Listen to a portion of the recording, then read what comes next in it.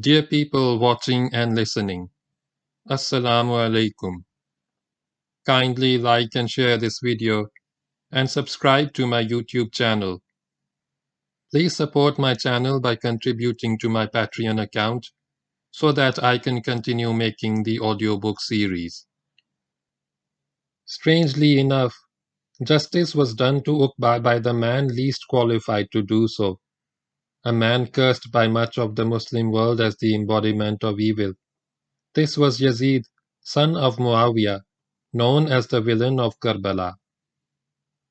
In 60 Hijri, 680 AD, Muawiyah died, full of years if not of honor, having forced everyone before his death to swear allegiance to his son Yazid, who was known as a drunk and a pervert and a thoroughly evil man. In 61 Hijri took place the tragedy of Karbala, where the Prophet's noble grandson Hussein and his companions were martyred.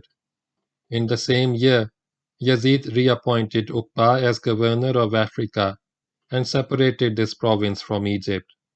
During the years that Uqba spent patiently at Damascus, Abu Muhajir Dinar did not sit idly in his new town. He led an expedition to the Maghrib and at Tilimsan, a little south of Oran, fought and defeated a Berber force under a famous chieftain named Qusayla. Dinar offered Qusayla Islam, and the Berber accepted the new faith along with many of his followers. Qusayla was not, however, serious about Islam and was to have an interesting career in relation to Islam, as future chapters will unfold. Dinar returned to his new town and ruled Africa in peace until his turn came to taste the same medicine which he had given to Uqba. He heard of Uqba's reappointment in 61 Hijri. Uqba set off from Damascus. With him travelled 25 companions of the Prophet. On his way to Africa, he passed Fustat and met Maslama bin Mukhallid, who had been responsible for his dismissal and who would now be his fellow governor in the continent. Maslama tried his best to make amends, assured Uqba that he never agreed with the behavior of Dinar vis-a-vis Uqba and had in fact directed Dinar to be kind to Uqba. Uqba accepted Maslama's regrets. He also met Abdullah bin amrbinalaas, who had settled down in Fustat. Abdullah made a prediction which gladdened the heart of Uqba. "O Uqba," he said, "perhaps you belong to the army of soldiers who will enter paradise in their riding clothes."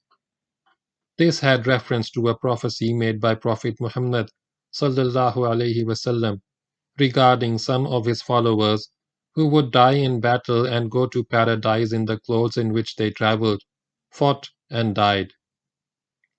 The vengeance of the Arab is terrible. Uqba got to Caravan. The first thing he did was to put fetters on Abu Muhajir Dinar. The second was to order the destruction of the town built by Dinar. The third was to get the people back into Caravan and get the city going again. Then he went round the city, along with the companions and sons of companions, and prayed for his city. O Lord, fill it with knowledge, fill it with those who obey you, make it a source of strength to your religion, and a source of disgrace to those who deny you. Uqba bin Nafe was a man whose prayer was always accepted by God. Uqba was about to lead a great expedition to the west, about to plunge into the heart of the Maghrib. He was about to advance like an irresistible force from city to city, from fortress to fortress, from hill to valley, flattening all opposition in his path and sounding the call to prayer in every conquered town and district. He would fight Romans and Berbers, but mainly Berbers, whose heartland was the Maghrib and whose greatest strength lay in the Maghrib. Since the Berbers now enter our history in force, it is just as well for the reader to know something about them. A good deal of research has been carried out on the Berbers by historians and scholars. Ibn Khaldun wrote many chapters on their origin, their tribal structure, their political and social organization, religion, history, etc. Later scholars of the West have carried out deep and systematic research on the subject of these people. The picture of their background, however, is still not very clear, and there is still a good deal that is vague in our knowledge of the Berbers. Moreover, there is no need for the reader to have more than a casual acquaintance with these people, enough to understand their organization and character. The Berbers are not one race or one group of people, but several groups who entered the mainstream of North African life, coming from many directions and interacting upon one another. They eventually evolved into a group with similar racial and cultural characteristics.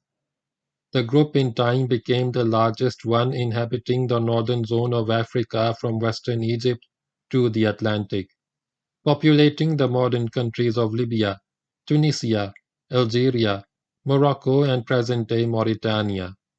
The ancient Mauritania was roughly what is now northwestern Algeria and northeastern Morocco.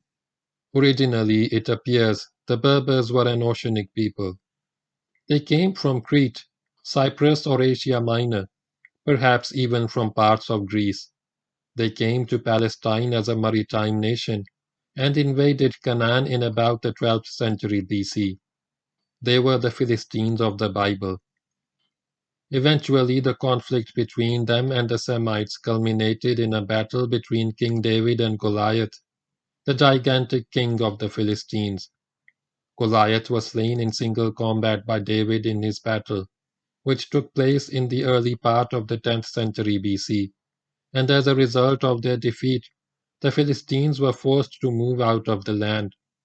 They came to Egypt, but their presence was not welcomed by the Copts, who drove them out of their country. They went to Barca, and here they split into various tribes and clans, some settling in Libya, and others moving farther west into the Maghreb until they reached the shores of the Atlantic. These people were the ancestors of the Berbers. The dating of such events in history is not very accurate.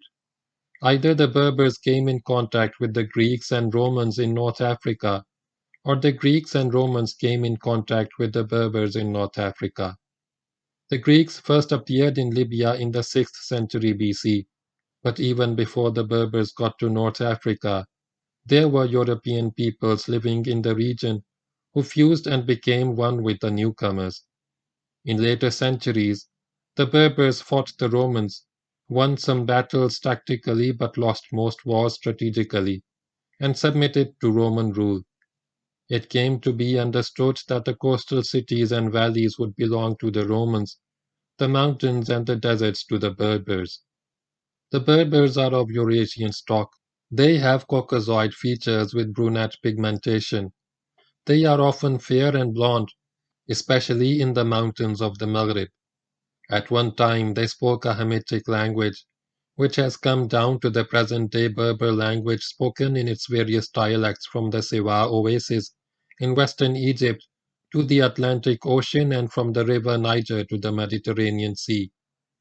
Their cultural and linguistic bonds have held them together, though some Berber tribes are perhaps not Berber at all. Example, the Kutama, the Sinhaja. They followed whoever came in strength and conquered the land. They joined the conquerors in plundering others. In time, they even plundered their earlier masters by joining a new conqueror when he came in sufficient power to take over the land. Their fortunes shifted with the shift of fortune of the conquerors and the foreign rulers of North Africa. In religion, they varied. Many tribes remained Jewish as a result of influences coming down from the days of Goliath. Many tribes adopted Christianity because of their contact with the Romans who took to the faith of Jesus in the early 4th century. Many were sun worshippers. Many worshipped idols while some were pagans. They were inconsistent and wore their religion lightly, like clothes to be discarded when no longer needed. With the coming of Islam, they would accept the new faith also, then revert to whatever they followed before. They would again become Muslims and again apostatize. They apostated 12 times in the early Islamic period, and it was not till the time of Musa bin Nusayr, who appears a few chapters hence, that Islam gained a permanent hold on the Berbers' heart. Then they became great holy warriors.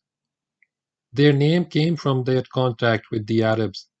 In Arabic, the word Berber means to mutter, to make a noise which no one understands. There were many dialects in their language, and they kept talking and disputing with each other. The Arab thought that no one did as much Berber as these people.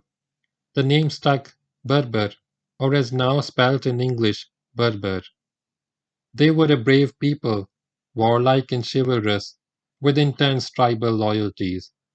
They were a beautiful people, fine, handsome men and fine, lovely women, although submitting to foreign invaders whom they did not have the power to resist. They accepted no central authority, and more than was necessary. They stuck to their tribal and clan organization and ethics.